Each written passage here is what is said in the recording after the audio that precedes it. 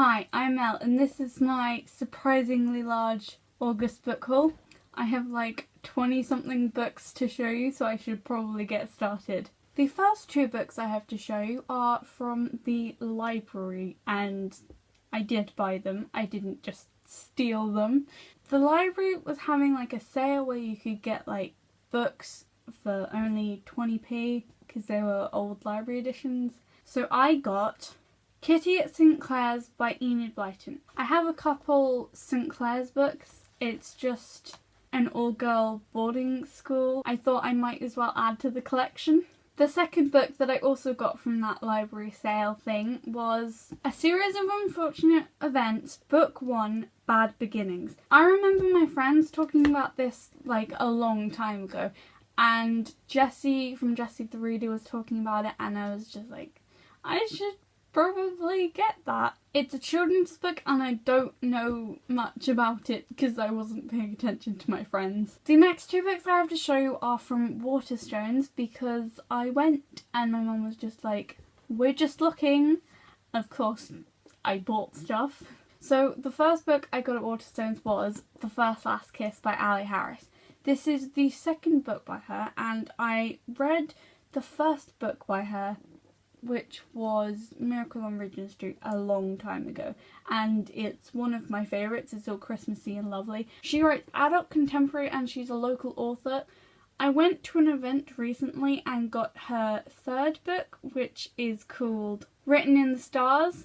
So when I saw this book in the shops, I just had to get it. The fourth book I have to show you is Benedict Cumberbatch, a biography. Benedict. Like the Cumberbatch. So I needed the book. And now to get into the books that I bought in London, because when my family go to London we buy a lot of books. The first book I got in London was Ellen DeGeneres' Seriously, I'm Kidding. This is just one of Ellen's books, but it was like the only one in the shop, so I thought I should get it. And I recently gotten into watching Ellen on YouTube, as you do, because it's not on the television in England. The second book I got in London was Adaptation by Melinda Lowe.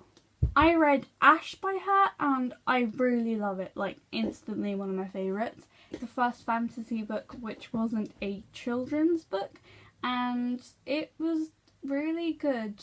So I don't know anything about this book, just the author is good.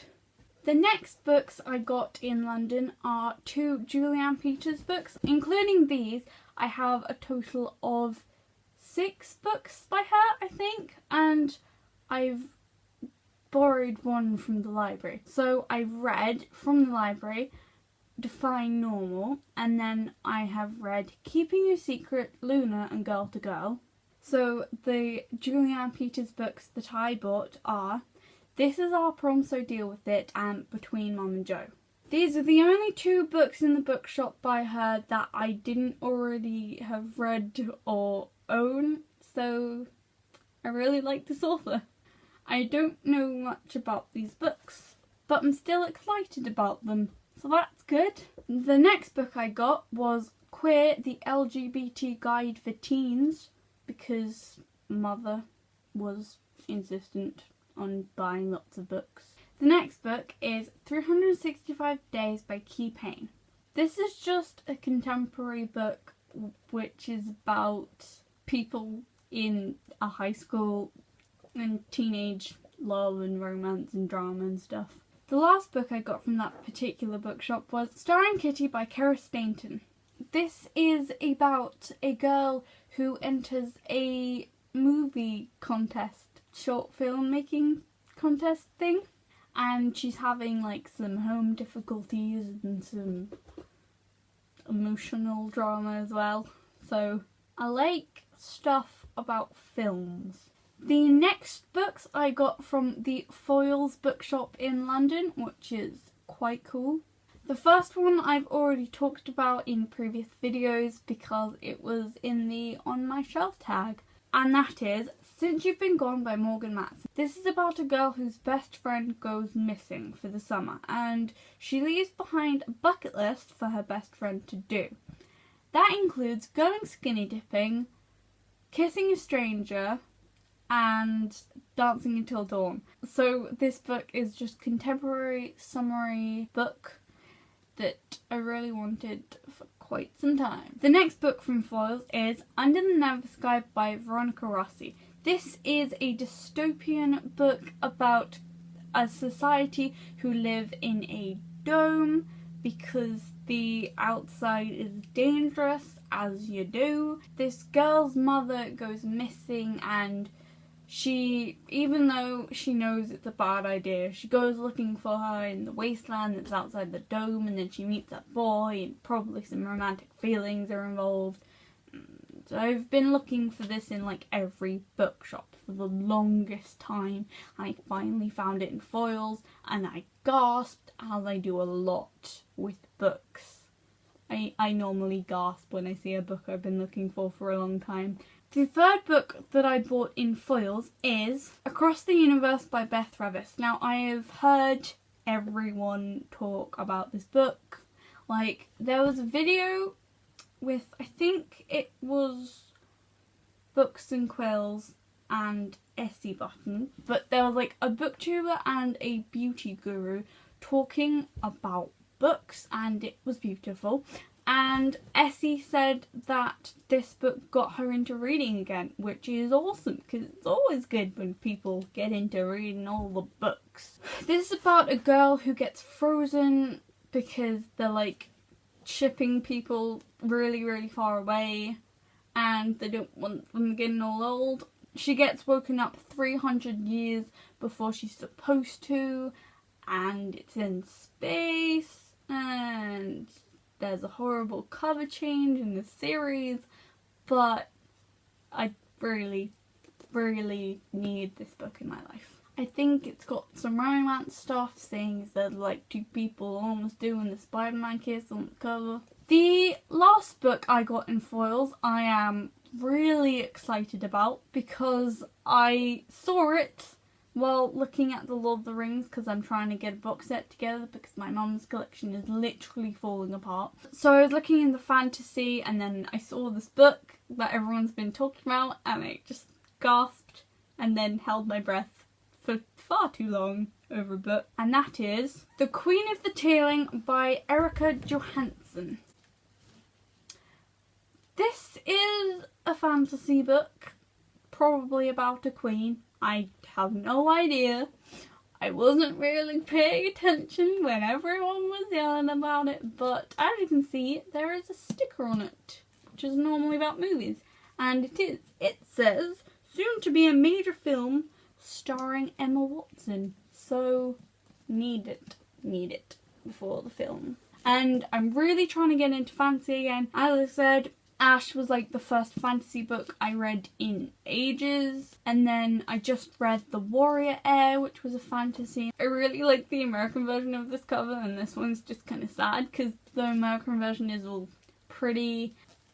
Yeah, it's about a 19-year-old girl who's gonna inherit a throne. Not just the throne, the kingdom, but the throne. After my trip to Foyles, I went to Forbidden Planet. So the 3 books I got from Forbidden Planet are, they are 2 supernatural books and a Doctor Who book, because I have like 19 Doctor Who books and I've read 1 library Doctor Who book and 1 of the 9th Doctor and like 3 of the 11th Doctor. So the 2 supernatural books I got are War of the Suns and Heart of the Dragon, and I just like reading them because it's like fan fiction without the Castiel and the Dean getting together, but it's like published fan fiction, and these are different sizes, which concerns me. You may not be able to see them, but they're not the same size. Last book I got in Forbidden Planet is Apollo 23 by Justin Richards. I've read other Doctor Who books by him and I really enjoyed it. I think it was like a Sideman one. but everyone thought the Sidemen were clockwork. This one has a funny cover because it's an astronaut eating a sandwich, and I thought that was really funny, and I needed it because Doctor Who. The next books I got I only got yesterday because something happened and I was in town and I needed retail therapy. So I got lots of books. Well, not as much as I've already shown you, but I got some books at Waterstones. As I've already said, I'm trying to build up a Lord of the Rings collection, but the box set and all of the Lord of the Rings books are just so small print and I can't deal with it because it makes my head hurt. So I just got this edition of The Hobbit by J.R.R. Tolkien. And it's got a little tiny Martin on, which is good because, you know, like Sherlock, like Martin Freeman, he's adorable, especially with hairy feet. That's not right, but this one is okay, but like the Lord of the Rings edition of this book is really small print, even though it's the same edition. I didn't get it. And because I was in the fantasy section to get The Hobbit, I thought it would be a good idea to go over to the film and TV section, which is where they have the Doctor Who books, so we got some more Doctor Who books. So I got Night of the Humans, can't say his name, but it's got a lot of L's in.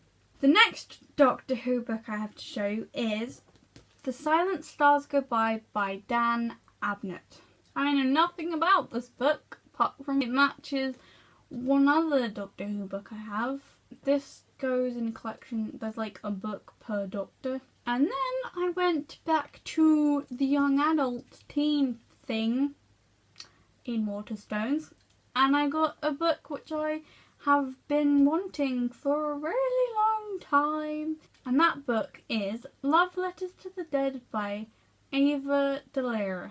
This is a book about a girl who writes a letter to a dead person, kind of obviously, but it was a school project and then she does it for like loads and loads of different dead people, and it's like instead of a diary she just writes letters.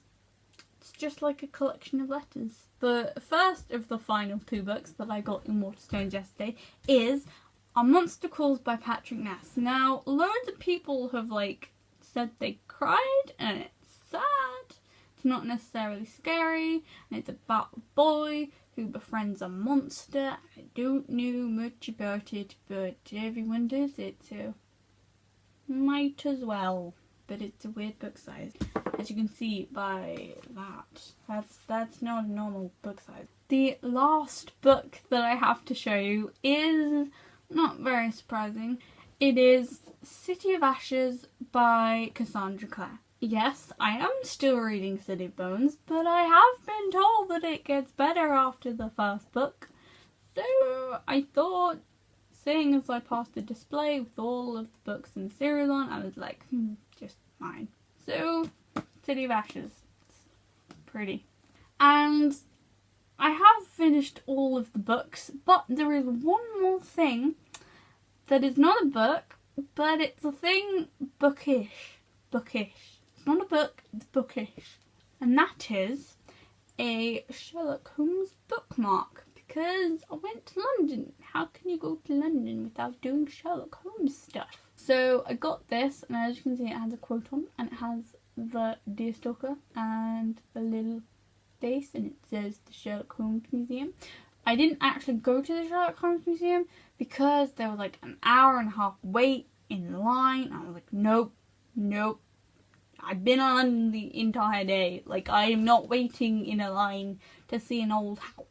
But the shop was open to the public, and I got some footage for my vlog, and I will read out the quote that it says on the bookmark because I thought it was funny. Well, you may not think it's funny. You probably don't think it's funny. I have a weird sense of humour. Good old Watson, you are one fixed point in a changing age, and that is beautiful. And it's also John Locke, but it's beautiful. So those are all the books I have to show and bookish things. So bye!